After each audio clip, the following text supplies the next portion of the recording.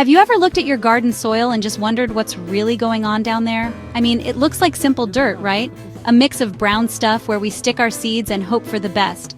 But what if I told you that beneath the surface there's a bustling, hidden world that's more complex and alive than you could ever imagine? I've always been a curious person, someone who loves to ask what if. What if I added something a little unusual to my soil? Compost fertilizer, something truly wild. Something that could unlock a secret power hidden in the earth. It was this simple question that sent me on one of the most amazing gardening adventures I've ever had. My little backyard patch has always been a place of trial and error. Some years, my tomatoes are champions. Other years, they barely produce enough for a single salad. I started thinking about the difference. It couldn't just be the amount of sun or water, could it? There had to be something more, something deeper. I began to read about the soil itself, diving into books and articles about the soil microbiome, bacteria, microbes, fungi. This invisible ecosystem, I learned, is the true engine of a healthy garden. It's what makes the magic happen. So my big idea was born from this newfound obsession with the life underground. I decided to run an experiment. I wasn't going to just add any old thing to my garden. I was going to introduce a specific, powerful organism that scientists say can completely change the game for plants. Before we dive into my experiment, let's talk about the star of the show, mycorrhizal fungi. I know it sounds like a mouthful. Let's break it down. Myco means fungus, rhiza means root. So mycorrhizal fungi are basically root fungi. These aren't the mushrooms you see popping up in your lawn after a rainstorm. These fungi are microscopic, living their entire lives underground. They have a very special talent. They form a partnership with plants. It's one of the oldest and most successful relationships on Earth, going back hundreds of millions of years. Almost every plant you see, the tallest redwood tree, the smallest blade of grass, relies on these fungal friends. So, how does this partnership work? It's a classic win-win situation. The fungus can't make its own food through photosynthesis like plants can. It needs sugar to survive.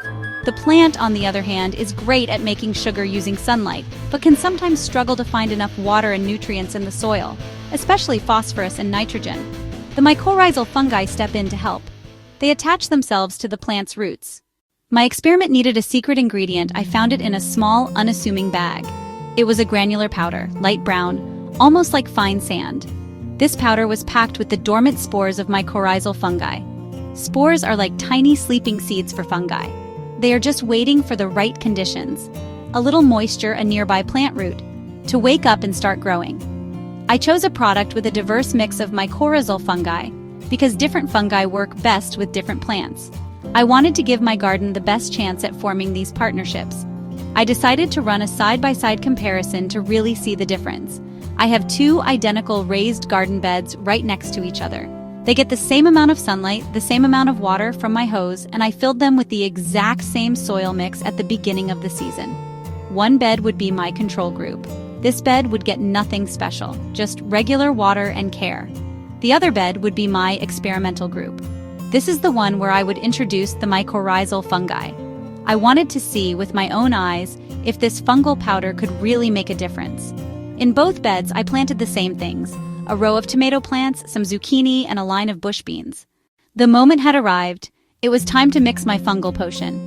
The instructions on the bag were straightforward, which was a relief. I didn't need any complicated lab equipment, just a watering can.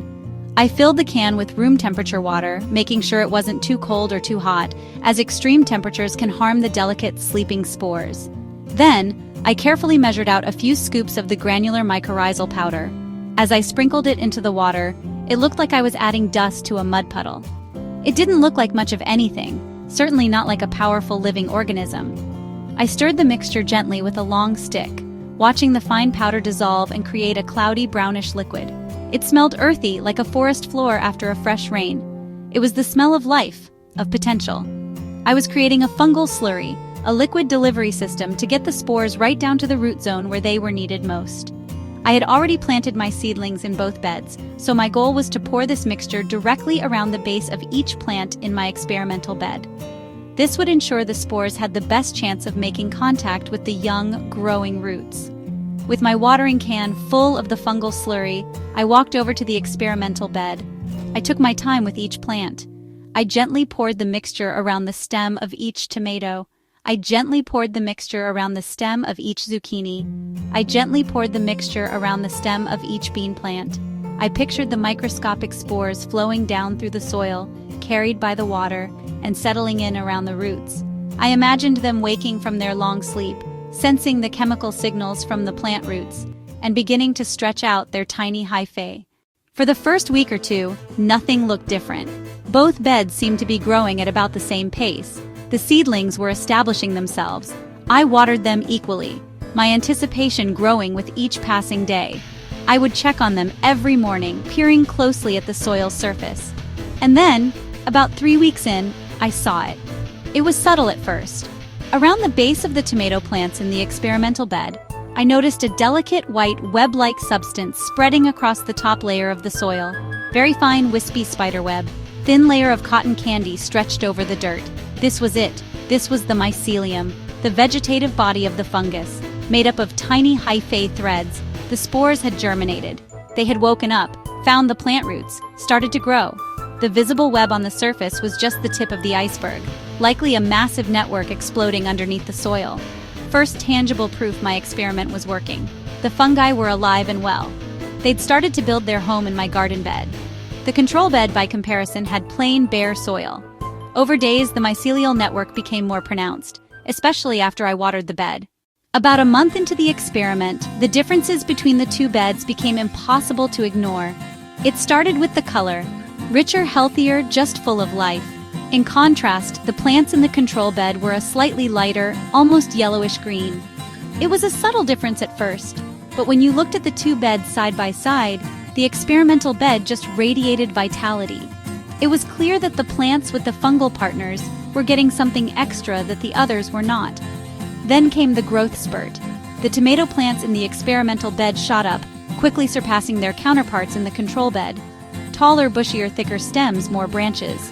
The zucchini plants began to produce huge, dark green leaves that formed a dense canopy over the soil. Even the bush beans looked more robust. It was as if someone had flipped a switch and put the plants in the experimental bed into overdrive. They weren't just growing, they were thriving in a way I had never seen in my garden before. The most exciting part came when the plants started to produce. The experimental tomato plants were covered in flowers, which soon turned into clusters of small green tomatoes. They were producing fruit earlier. So what was the science behind this incredible transformation? How did a simple fungus cause such a dramatic change in my plants? It all comes down to that amazing underground network, the Wood Wide Web. It's like a biological internet connecting the plants in my garden bed. The fine fungal threads, the hyphae, are like fiber optic cables. They spread out and explore the soil in a way that plant roots simply cannot. They squeeze into microscopic soil pores. They unlock trapped nutrients. They unlock trapped water. Plants need many nutrients, but one of the most important is phosphorus. Phosphorus is crucial for root development. Phosphorus is crucial for flowering. Phosphorus is crucial for fruiting.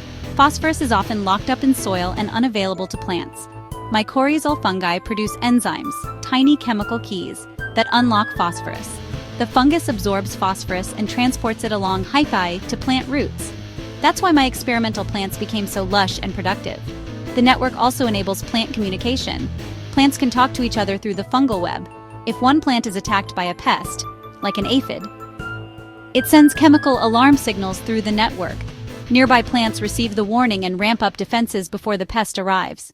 This simple experiment completely changed the way I look at my garden. I no longer see dirt, I see a living, breathing ecosystem. I understand now that the health of my plants is not just about what happens above ground, it is deeply connected to the invisible world below. Gardening is no longer just about feeding the plants, it's about feeding the soil, nurturing the complex web of life within it. Mycorrhizal fungi are not a magic bullet, but they are a powerful tool for building a healthier garden system, for building a more resilient garden system, for building a more natural garden system. It's about working with nature, not against it.